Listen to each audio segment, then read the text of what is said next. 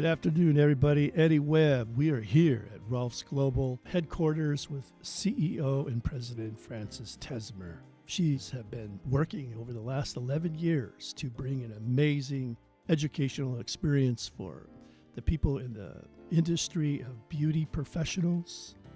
And she has a vision to start partnerships with Maricopa Community College as well as Arizona State University. And her company are providing scholarships for students to work their way through both the associate's degree and the bachelor's degree. And her vision is to not only have her scholarships include guest lectures by experts and people to have opportunities to be apprentice work with and mentors, but the heart of your work is really around the holistic approach to learning and how business and industry must embrace higher education. Welcome to the show, Frances. How are you doing? Doing very well. Thank you so much. I'm excited to be here and can't wait for us to talk about this very important subject. It's absolutely amazing, the work. I've read several pieces on your work, and the word that comes up a lot is revolutionary. Mm-hmm. Why do you think what you're doing is revolutionary? Great question. So, the beauty industry has been around for what? Thousands of years? And it's modern time, right? After the Industrial Revolution, the modern time of beauty is at least 100, if not more, years, right? So the whole world, all other industry, everything and everyone has gone through transformation of one kind or the other, especially with the digital world. And with the technology revolution, everything and everyone has changed, except our professional beauty industry. By that, I mean, on the product side, okay, the beauty industry has come a long way. Today, we produce products that are incredible. They can change someone's skin, someone's hair, someone's beauty, this, that, the other. But on the workforce side, the people who provide beauty experiences, we're still where we were 100 years ago. So it is a revolution to offer this workforce a new, modern, 21st century education that prepares them to serve the people of today, the 21st century, and prepare them for tomorrow, which is the future of the world and of our industry. In that way, it's a revolution because it's never happened before. In terms of like infusing the humanities or liberal arts into the occupational experience? Is this the part that you're... Very much, very much. Because this is how I see beauty. You know, I even joke about it. I say, we call ourselves the beauty industry, right? So we need to examine what are the beautiful things that we do, right? Right. Because we don't make cars, we won't make table. We're the beauty industry. So the beauty should start and end with us because we say we are in the beauty industry. And beauty is humanity, and humanity is beauty. Right.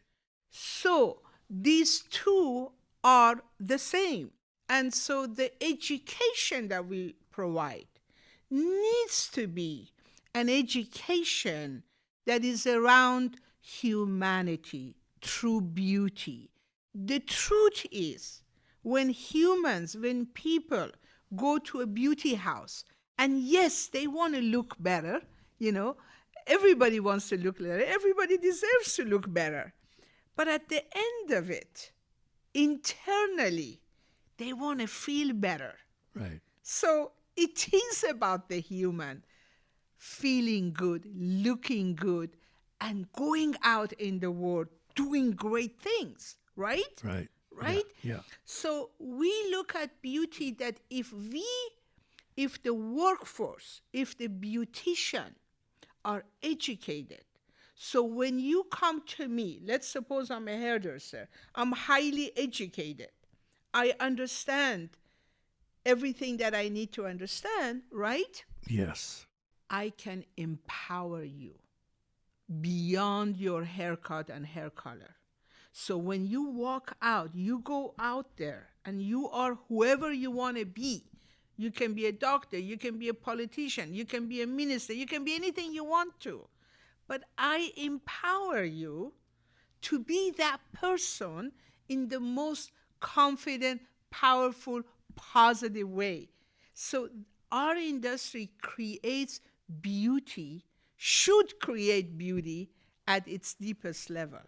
Right. So, as they say, it's an inside job, right? Yes. And so your approach is to be holistic so that when a person is finished with their associate's and their bachelor's degree, they have this deeper sense of connection to the people that are going to come sit in their chair, right? Absolutely. And so that is a big endeavor, I think. And I think for a lot of the listeners, when we think about beauty, like a place here, y'all, this place is like unbelievable. Your studio, your salon, as we talked about, your place of gathering. It's remarkable. And so I am sure that the clients that come here are well educated, right? Now, what about salons that are not of this magnitude? Do you still see your curriculum fitting in? 100%. So the idea behind this higher education, the idea behind this revolution is to raise the level of our industry collectively in the US and across the world, and take everyone with us.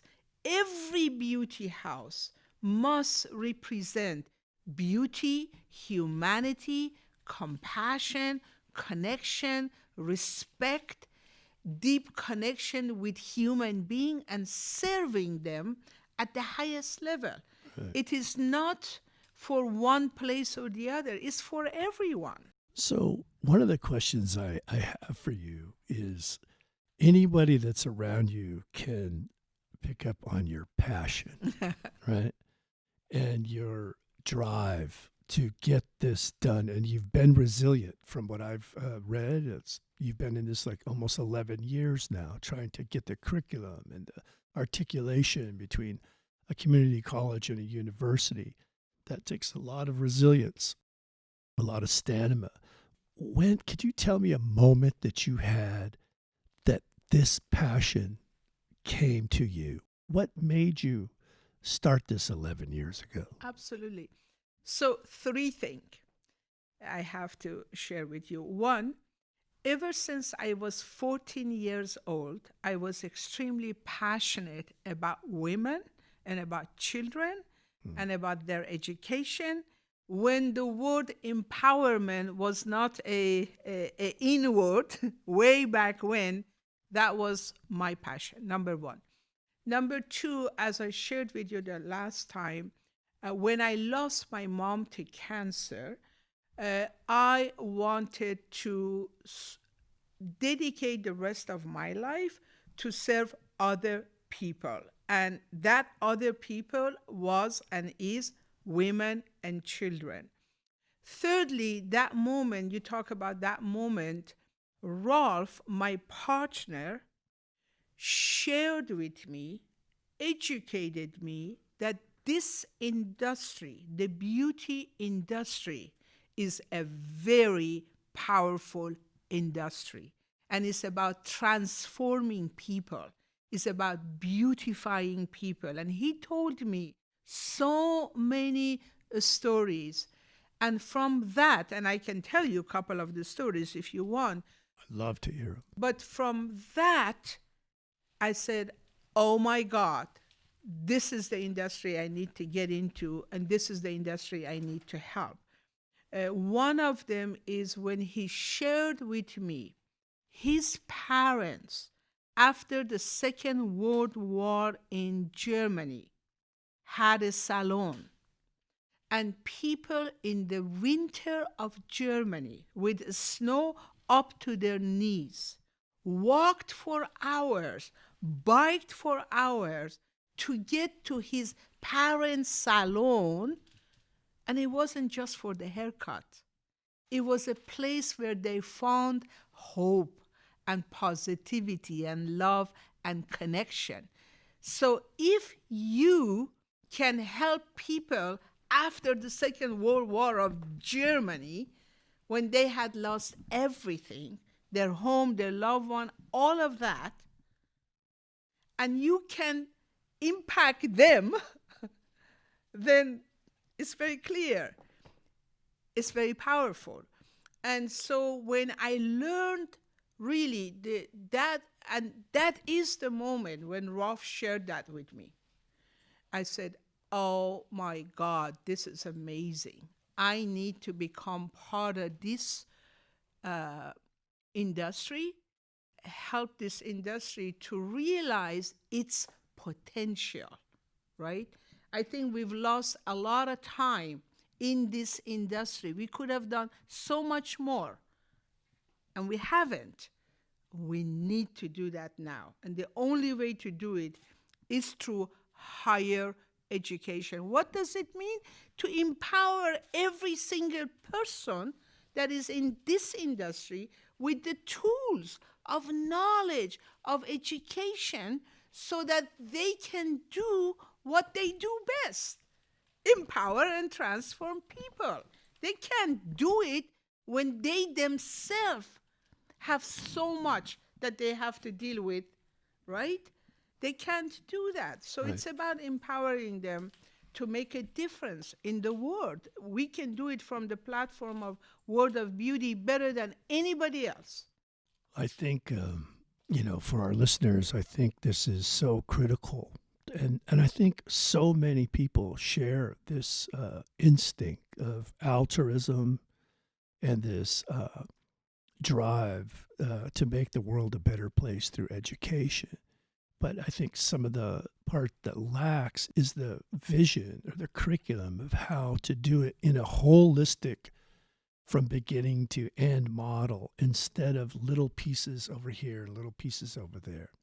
And so when you tie all of that to a particular degree, the beauty professional industry, what areas of study are you finding most satisfying? Is it literature? Is it humanities? Is it history? Or is it just that the people that work for you, when they go through these programs, that they come out the other side as a confident leader, that they can be inherent, right, in their own thinking and being, and thus transfer that not only to the business, because the businesses are people.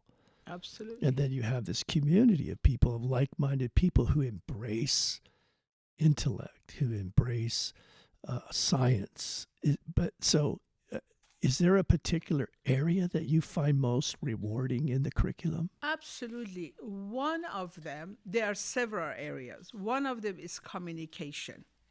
Okay, that's a big one.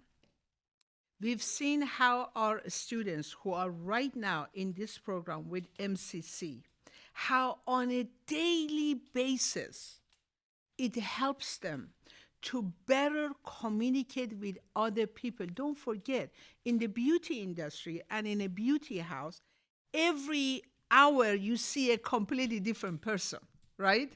From different walks of life, different background, different issues, different personality.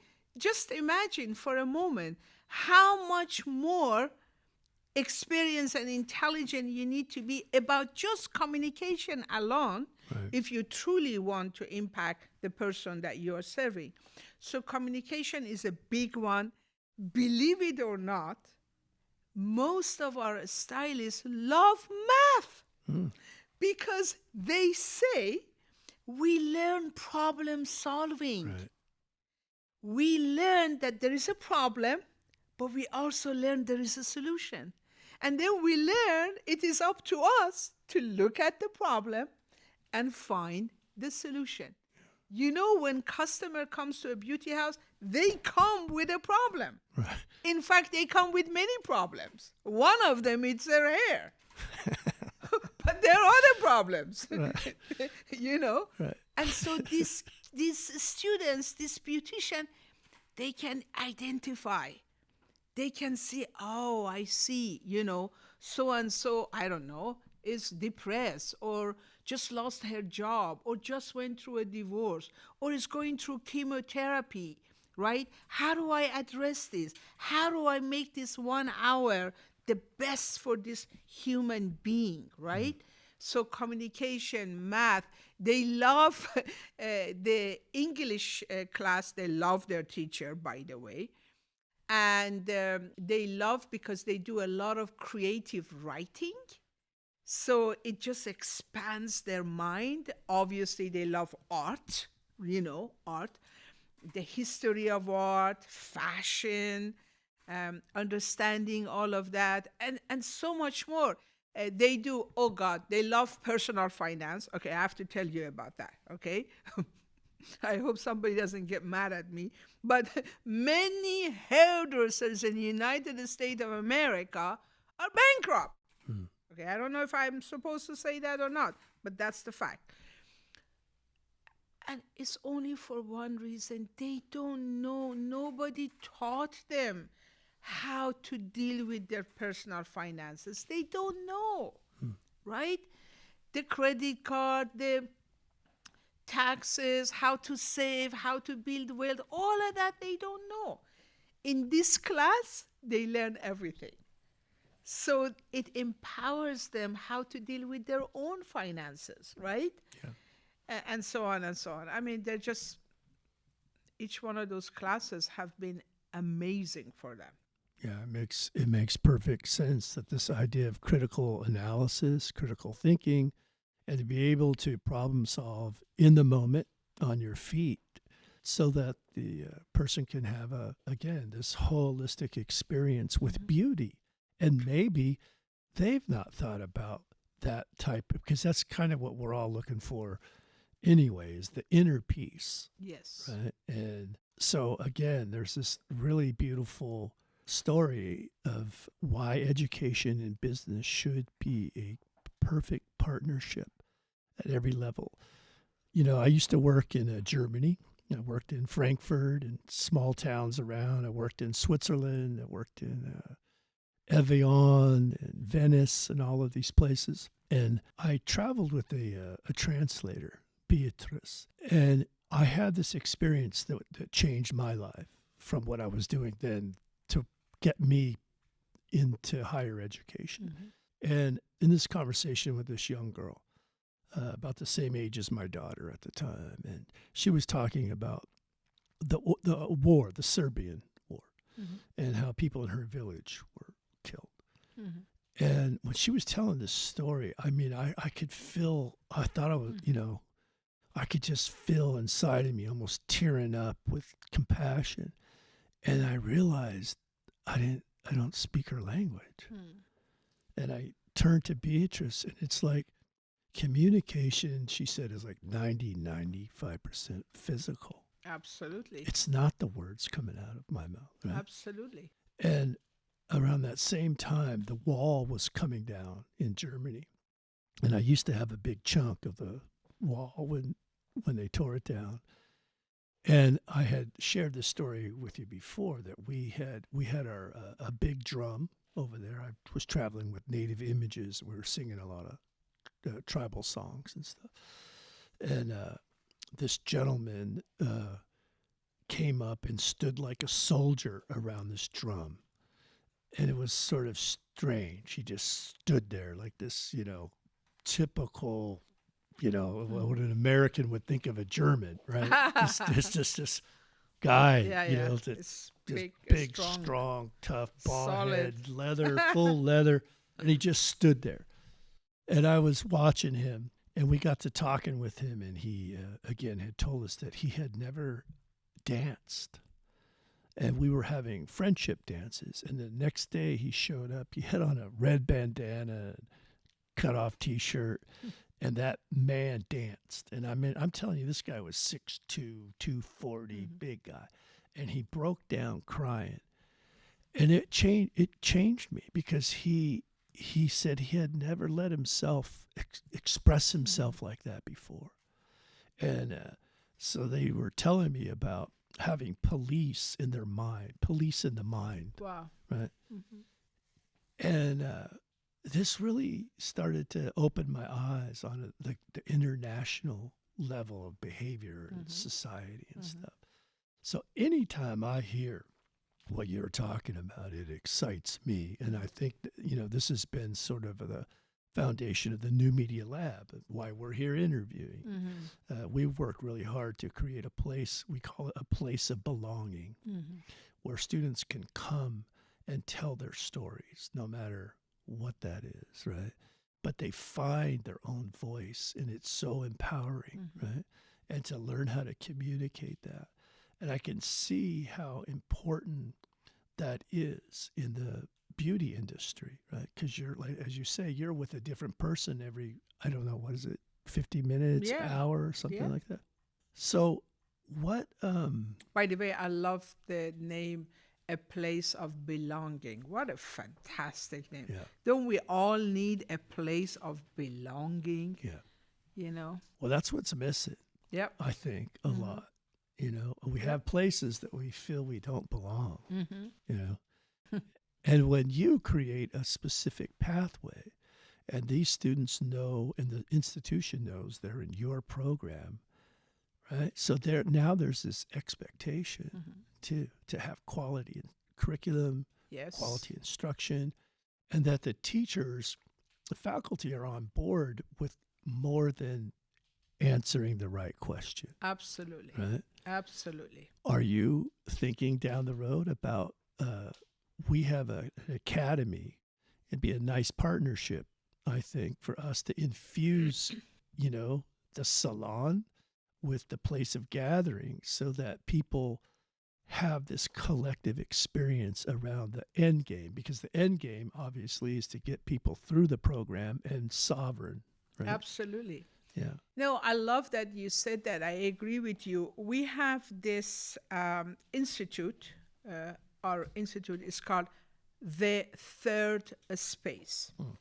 And in fact, I've talked to the college that we might bring some of the curriculum even to the college. And it is to help people, every individual, no matter what walks of life. Right now, our focus is beauty, but to help every individual to live a healthy, happy, successful life, no matter what career they go to. At this time, our focus is the beauty professional. Like the 12 students that we've given a scholarship and they're in the program, they went through our Third Space Institute curriculum, preparing them to actually become successful in college and become successful in university and become successful in life, right? So I love that you talk about the partnership. I think it's very important for business and higher education to partner and to help individual, right, to take their life to the next level, to be happier, healthier, more successful, and then to have an impact in the world. Each one of us need to play our role in the world. That's right. We can't play it if we don't have the tools. And I believe higher education is essential for every person and for sure for our industry. And, third space, again, is this response from an Indian scholar and a psychologist who were trying to decolonize British rule in India. Oh, wow. Right. And so it has its roots in education. I think a lot of this worked out. They worked out a lot of this theory at Harvard University. But it was this idea, again, where can you come, like a safe place? Mm-hmm. Where can you come and speak of what colonization has done to your cultural identity, to your language, to your economy, right? Oppression, straight Absolutely. up oppression. Mm-hmm. And where can you come and speak and talk about those places where you're empowered and not, imprisoned or shamed or whatever? And this is real freedom. Absolutely. Right? Is to be able to embrace your own identity. And when I think about the beauty industry, I mean, I just think about the spectrum of what that is. Like, I didn't get those genes. I have some brothers who, like, cousins look like models and stuff. I always tell people I'm the smart one. I think you're a good-looking one. Come on. Yeah, thank you. Thank you. But you know what I mean? So when I think about beauty, I see these people and I think, God, how is that? People are so beautiful, right? But if they're not beautiful on the inside, and that's where you're trying to get to, right? And elevate even beyond just kindness, that you're getting into serious intellectual depth. Yes. Right? That you want people to understand philosophy and history and all of the stuff that make up the whole person. The whole person. Hello, everybody. I want to thank you all for listening. This is Eddie Webb. We are here in the New Media Lab, and we're going to take a break, and we're going to be right back.